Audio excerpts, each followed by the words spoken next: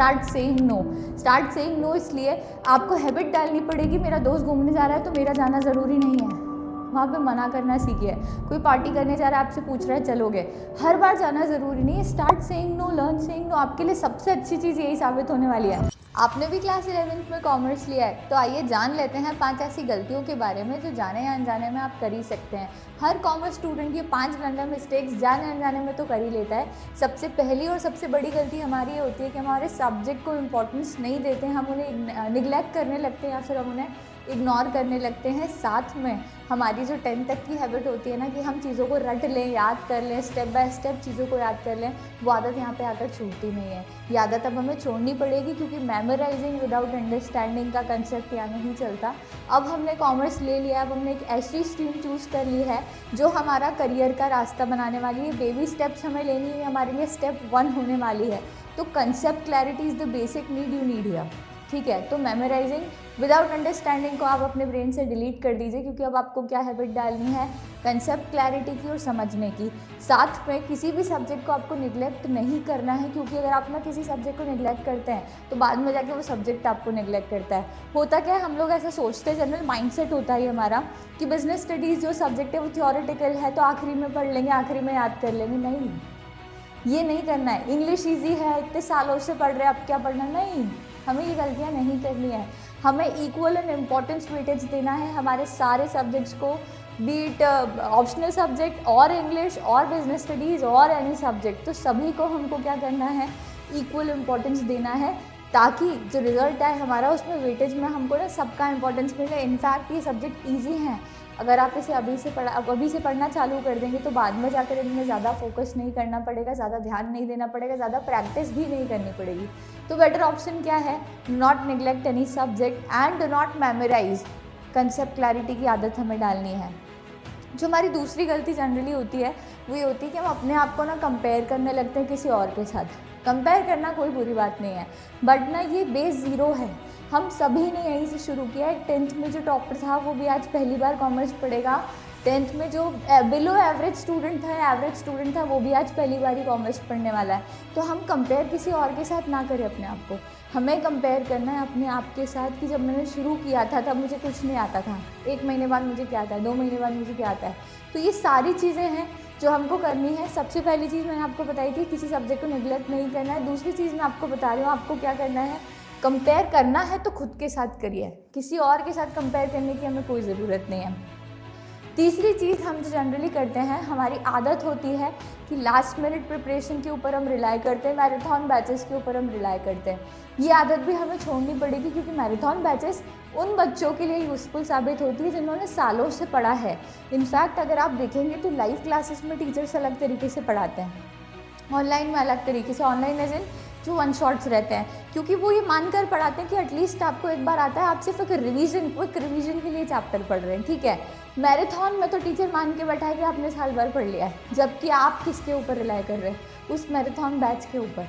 तो ये गलती हमें नहीं करनी है। लास्ट मिनट प्रिपरेशन के ऊपर हमें कभी भी रिलाई नहीं करना है। हैबिट डालिए, डे 1 से पढ़ाई करनी है, step by step, take baby step, slow चलो, कोई दिक्कत नहीं है, पर हमेशा क्या करना है, कंसेप्ट क्लैरिटी रखनी है। 4th चीज़ जो हमारे पास है वो है poor time management. Poor time management मतलब हमारा ना कोई स्केड्यूल नहीं है। चलो मान लिया हम छोटे बच्चे नहीं हैं जो स्केड्यूल बना के पढ़ाई करेंगे, मत बनाओ स्केड्यूल, बट एक डेडलाइन तो फिक्स करो, एक टाइम लिमिट तो होनी चाहिए ना कि इस टाइम तक मेरा ये हो जाना चाहिए। फॉर एग्जाम्पल, स्कूल में चैप्टर 1 हो गया तो मुझे कोशिश करनी है कि मेरे घर पे भी मेरा साथ में नहीं तो 1-2 दिन के डिले के साथ चैप्टर 1 कंप्लीट हो जाए। तो आपको एक डेडलाइन फिक्स करनी पड़ेगी। इसके लिए start saying no. Start saying no इसलिए आपको हैबिट डालनी पड़ेगी, मेरा दोस्त घूमने जा रहा है तो मेरा जाना ज़रूरी नहीं है, वहाँ पे मना करना सीखिए। कोई पार्टी करने जा रहा है, आपसे पूछ रहा है चलोगे, हर बार जाना ज़रूरी नहीं है। Start saying no, learn saying no, आपके लिए सबसे अच्छी चीज़ यही साबित होने वाली है। तो टाइम मैनेजमेंट करना बहुत ज़्यादा ज़रूरी है। अगेन मैं आपको बता रही हूँ, स्केड्यूल्स बनाना इंपॉर्टेंट नहीं है, डेडलाइन फिक्स करना इंपॉर्टेंट है। Last but not the least, क्योंकि इसके बाद मैं आपको डूज एंड डोंट्स भी बताने वाली हूँ, ऐसे डूज एंड डोंट्स जो हर कॉमर्स स्टूडेंट ने, हर स्टूडेंट को फॉलो करना चाहिए। बट उसके पहले हमारी सबसे बड़ी गलती, 5वीं और सबसे बड़ी गलती, हम ये सोचते हैं कि मैंने अगर किसी से हेल्प मांग ली तो सामने वाला क्या सोचेगा, सामने वाले को लगेगा मुझे तो कुछ आता ही नहीं है, तो मैं किसी से हेल्प क्यों मांगूँ। या हमें काफ़ी बार सुपीरियॉरिटी कॉम्प्लेक्स होता है कि मैं 10th में तो टॉपर था, अब मैं किसी से पूछूंगा तो सामने वाला मेरे बारे में क्या सोचने वाला है। तो ये नहीं करना है। Avoid seeking help is our mistake, तो स्टार्ट सीकिंग हेल्प। आपको नहीं आता तो कोई दिक्कत नहीं है, टीचर्स हैं, मेंटोर्स हैं, गाइड्स हैं, बहुत सारी रेफरेंस बुक्स हैं, मटेरियल्स हैं, everybody is here to help you. ठीक है, तो कोशिश करिए कि आपको अगर हेल्प की जहाँ ज़रूरत पड़ रही है, ऐसा नहीं कि फालतू में कुछ तो भी क्वेश्चंस बना लिया, but being a commerce student आपके माइंड में हर चीज़ को लेकर क्वेश्चंस आने चाहिए और क्वेश्चंस होने ही चाहिए। व्हाट, व्हेन, हाउ, कब, क्यों, कैसे, कहाँ, कैसे कैसे हो गया ये जवाब आपके टीचर्स देंगे, मेंटोर्स देंगे। तो स्टार्ट सीकिंग हेल्प। जब भी ज़रूरत लगती है तब आप हेल्प मांगेंगे, कभी इस चीज़ से पीछे नहीं हटेंगे। Everybody is at base zero, मैं आपको पहले भी बता चुकी हूँ। ठीक है, इसके बाद मैं आपके साथ शेयर करना चाहती हूँ कुछ डूज एंड डोंट्स मैंने आपको इनडायरेक्टली बता दिए हैं, जैसे मेमोराइजिंग विदाउट अंडरस्टैंडिंग जो हम करते हैं हमें नहीं करना है, क्योंकि हमें फोकस करना है कंसेप्ट क्लैरिटी के ऊपर। सब्जेक्ट्स को नेग्लेक्ट नहीं करना है, इक्वल इंपॉर्टेंस देना है। उसका रीज़न भी मैं आपको बता देती हूँ। हम लोग ना किसी सब्जेक्ट को जब इग्नोर करते हैं तो आखिरी में जाके ना रिजल्ट में कहीं ना कहीं उसके मार्क्स कम आते हैं। बेटर ऑप्शन हमारे लिए ये है कि हम सारे सब्जेक्ट्स को इक्वल इंपॉर्टेंस देते हुए डे 1 से पढ़ें, ताकि लास्ट में रिजल्ट अच्छे आए। इनफैक्ट कोई सब्जेक्ट ईजी है तो उसको ज़्यादा पढ़ो, क्योंकि वो आपको फुल मार्क्स भी दिलवा सकता है, तो निगलेक्ट नहीं करना है। इनफैक्ट एक और चीज़ इसी के साथ मैं आपके साथ शेयर करना चाहूँगी, do not love any subject, flirt with every.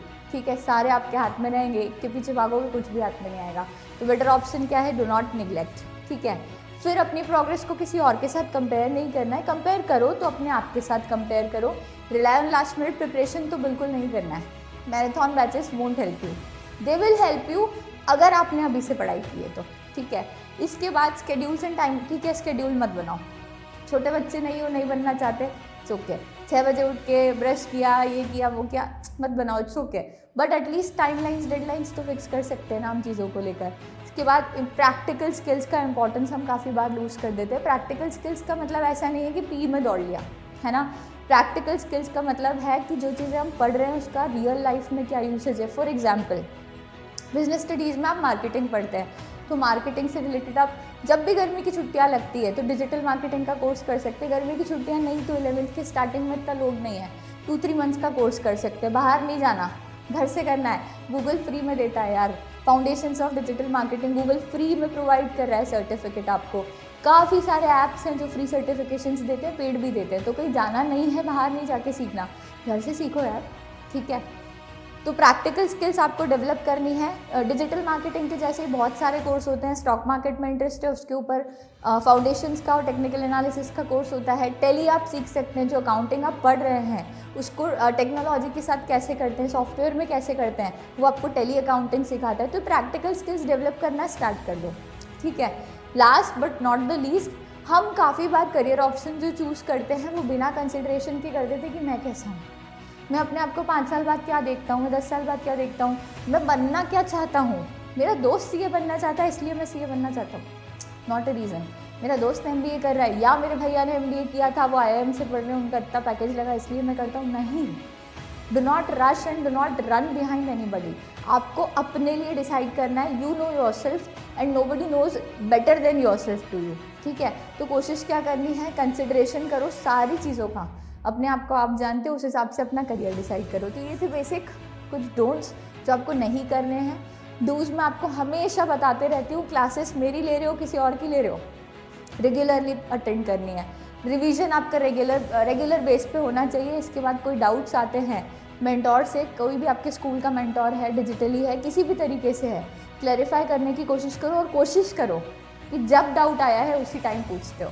ठीक है, टेक्स्ट बुक्स तो पढ़नी है, रेफरेंस मटेरियल भी पढ़ना है, क्योंकि क्या होता है ना, एनसीईआरटी तो गीता है हम सब जानते हैं, बट काफ़ी बार रेफरेंस मटेरियल भी हेल्प करता है। एनसीईआरटी की लैंग्वेज समझ नहीं आ रही, रेफरेंस बुक में क्लियर कर दी, तो एग्जाम्पल्स नहीं है, यहाँ एग्जाम्पल्स हैं, तो रेफरेंस बुक्स भी पढ़ो और साथ में आपको क्या करना है, टेक्स्ट बुक्स भी पढ़ना है। इसके अलावा अब ना हमें वो क्रैमिंग वाले नोट्स नहीं बनाने, अब हमें जो नोट्स बनाने वो फ्लो चार्ट्स के साथ होंगे, वो डायग्राम्स के साथ होंगे, वो माइंड मैप्स के साथ होंगे। थोड़ा सा क्रिएटिव होने की कोशिश करो, क्योंकि अब जो आंसर राइटिंग होनी है ना आपकी, वो ऐसी आंसर राइटिंग नहीं होनी कि हमने जो पूरा पुराने टाइप से लिखा हुआ था वो का वो लिख दिया।